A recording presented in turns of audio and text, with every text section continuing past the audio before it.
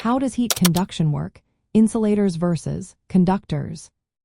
Imagine touching a metal spoon in hot soup and feeling it heat up quickly, while a wooden spoon stays cool. What makes some materials transfer heat faster than others? That's what we're here to find out.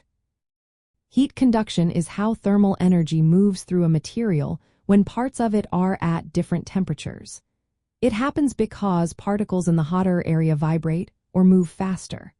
When these particles bump into neighboring particles, they transfer some of their energy.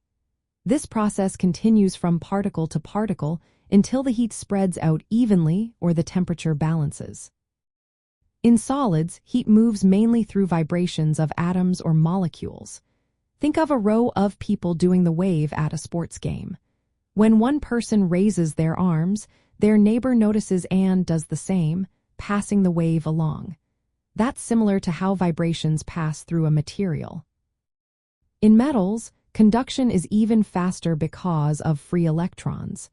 These electrons are like tiny energy carriers that move quickly through the metal's structure. When they collide with atoms, they transfer heat energy rapidly, making metals excellent conductors. The speed of heat transfer depends on a few things. The bigger the temperature difference between the hot and cold areas, the faster heat moves.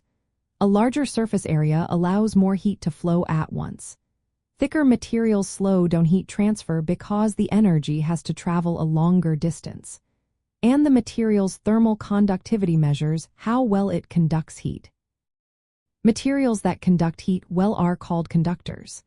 Metals like copper and aluminum are good examples because they let heat pass through easily. On the other hand, materials that resist heat flow are called insulators. Wood, plastic, air, and foam are insulators because they slow down the movement of heat. That's why a metal spoon heats up quickly in hot soup, but a wool sweater keeps you warm by trapping heat close to your body.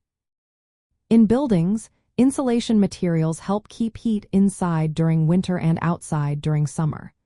They work by reducing conduction, making sure heat doesn't escape or enter too easily. So, heat conduction is all about particles colliding and transferring energy. Conductors let heat flow freely, while insulators resist that flow. Knowing this helps us design better objects and systems to control temperature more efficiently.